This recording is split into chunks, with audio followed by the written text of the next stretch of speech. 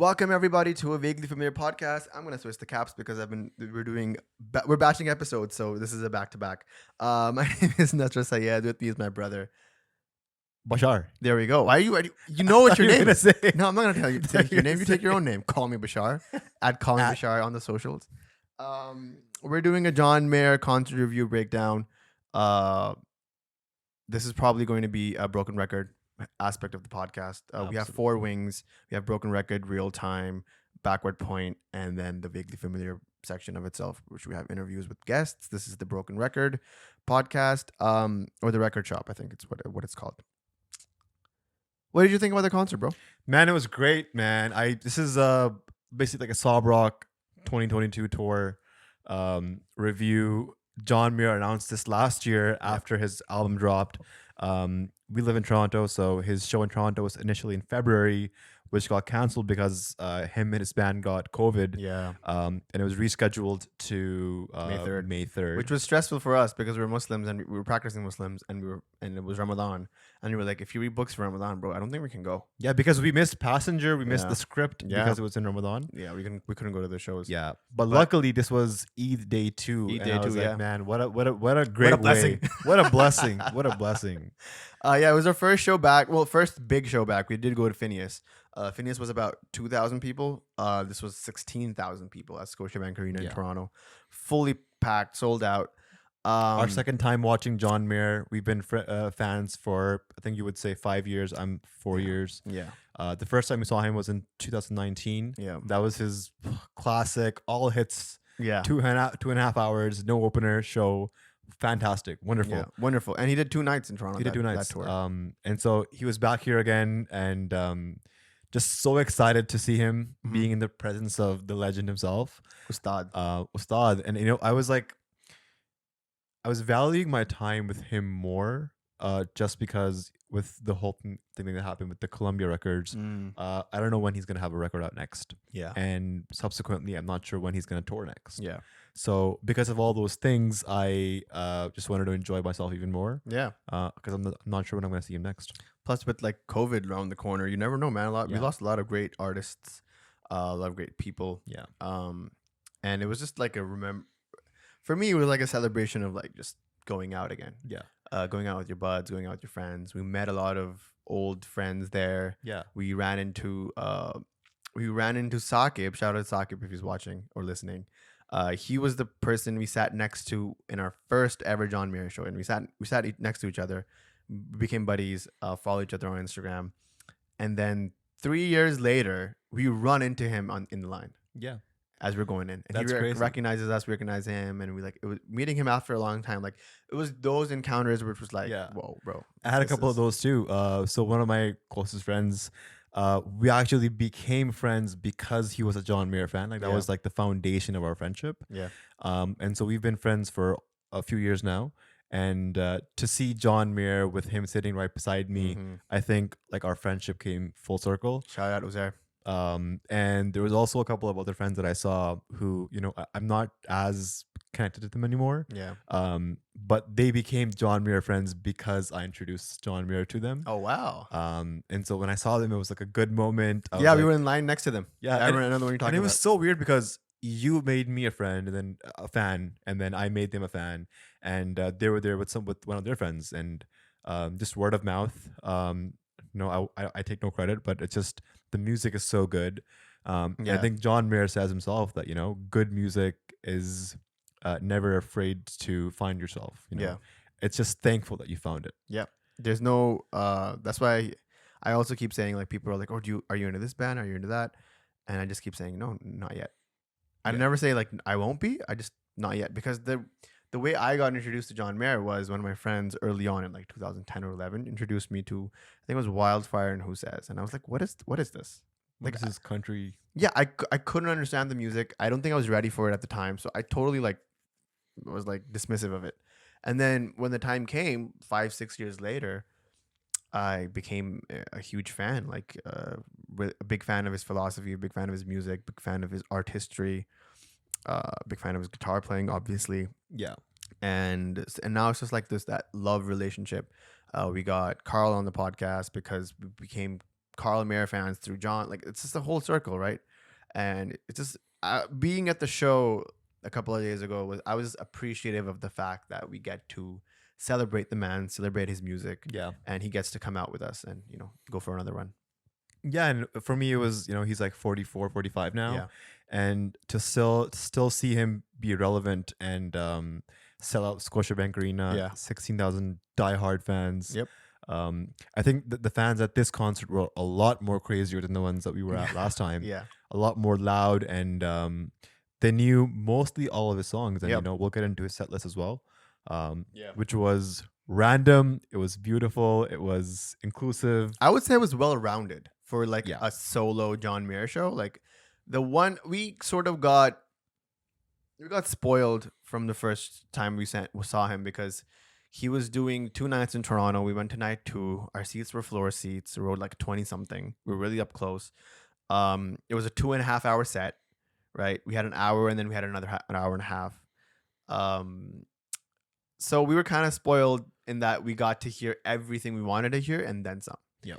This seemed to me more like a typical John Mayer show, which had the singles that he has to play, the singles from the new album that he has to play because he's promoting an album, and then some of the deep cuts for the OG diehard fans. Yeah. So I mean, when you say it's well rounded, right? We're Yeah. diehard fans. We knew, I think, all of his songs. I knew all the right? songs. One of our friends who was Casual. just there to watch the guitar playing, to just be in the presence of him. He knew like 6 out of those 20 songs. And Yeah. he's not even that big of a fan. He has a 1/3 of the set list. Yeah. That's pretty good. I Mhm. think if you know half or more than half of the songs, you would enjoy any concert. Like I went to see Phineas. I knew like 2/3 of his set list. I didn't know all of it, but I thoroughly enjoyed it. Mhm.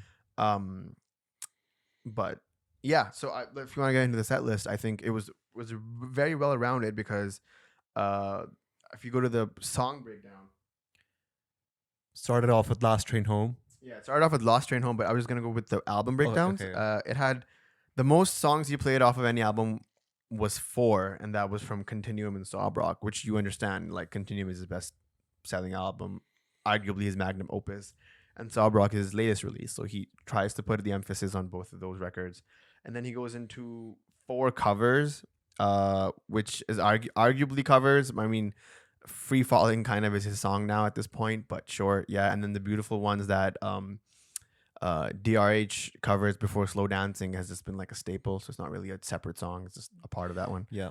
I just want to add, like, I think it's because of Tom Petty's demise, Free Falling has found a new life. Yeah. With the crowd, with the people. And maybe even John feels like he's, paying Tom Petty a tribute while he's performing it. Yeah. Also, that Free Falling cover from the Nokia Theater on Where the Light was John's most streamed song before New Light. Yeah.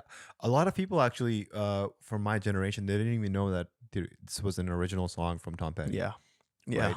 I think it was like, for me, it was like maybe when he died that I figured out that, Tom Petty sang the song. Like, Yeah. wow, I didn't know that.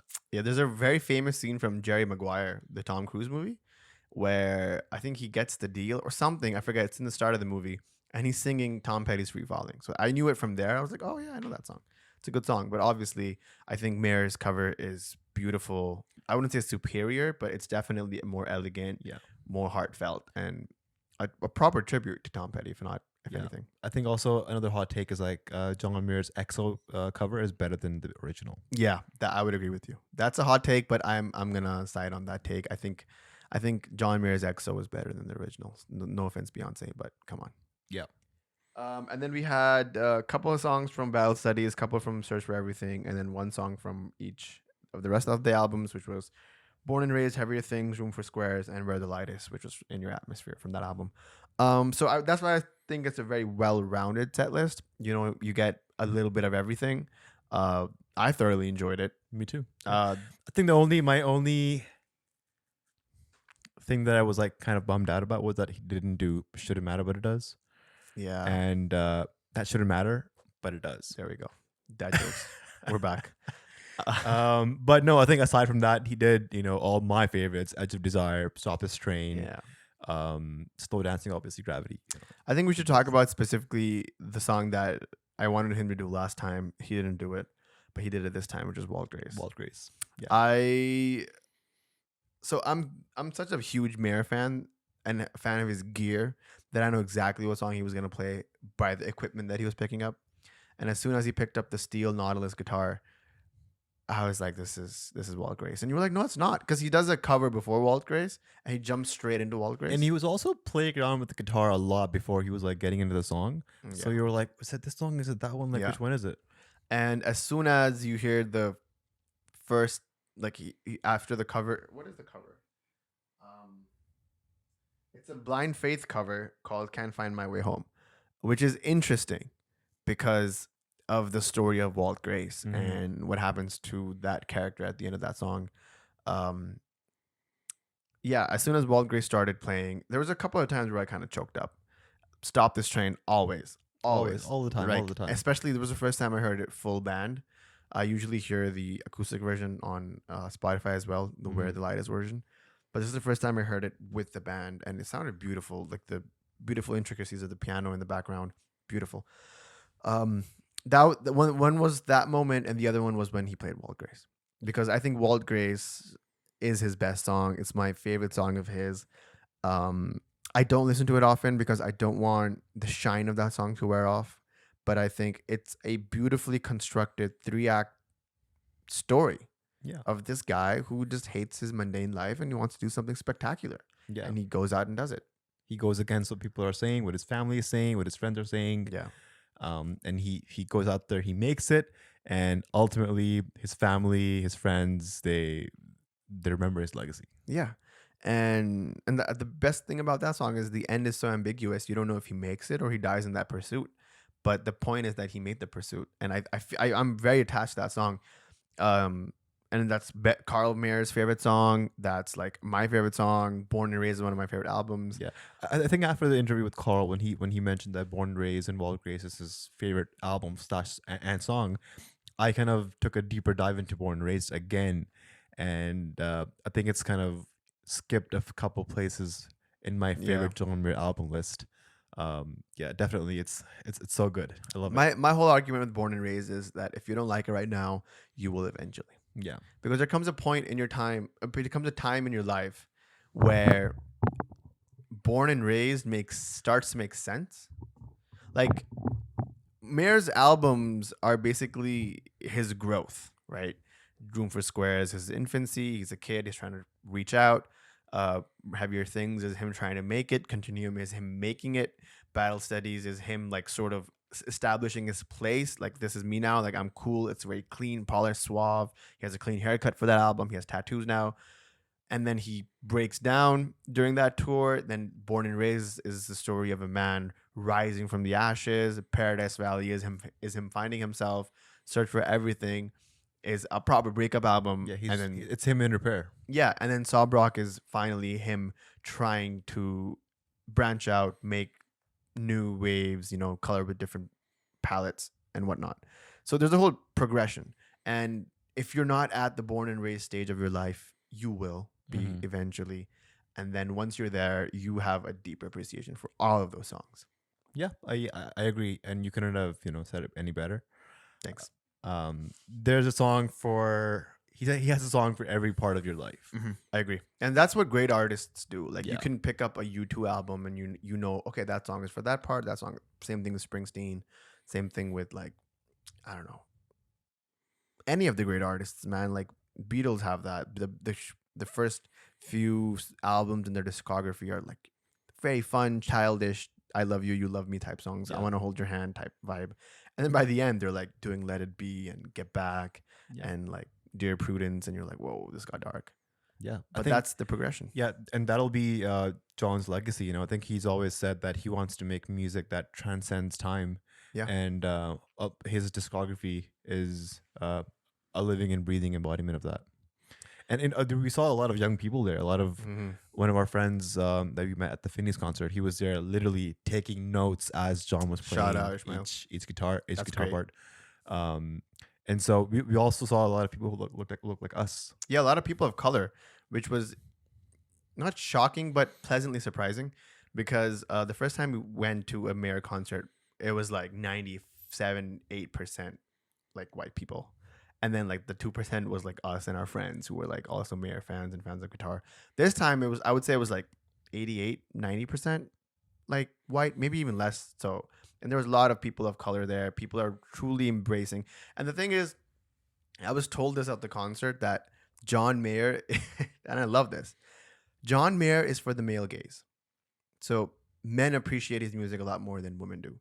And I noticed that a lot of women at the Mayer concert were partners of their male counterparts, and they were there to support their boyfriends and husbands, and they were also fans of the music, but maybe not as diehard Maybe they as were the there men. to listen to Your Body Is a Wonderland. Yeah, and he did that for them. Like he definitely knows that his audience is divided into gearheads who are huge like guitar fans and whatnot. So he does the blues stuff, and then there's also like those tween diehards who were in love with Room for Squares and Daughters and Your Body's a Wonderland, and he gives them that too. So he does. That's why I feel like this set list was very well rounded. Is that everybody got a piece out of it, and like nobody was left sort of wanting more. Everybody was kind of satisfied. Yeah. It was good. It was well rounded.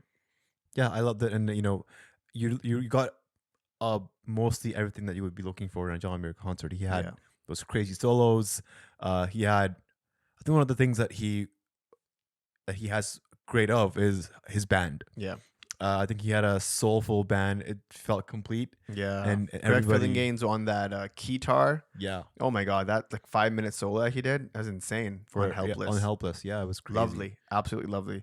And the one thing that I also appreciated from his band is like that this band is like one of the best assembled cast of people for those roles that you'll see probably ever.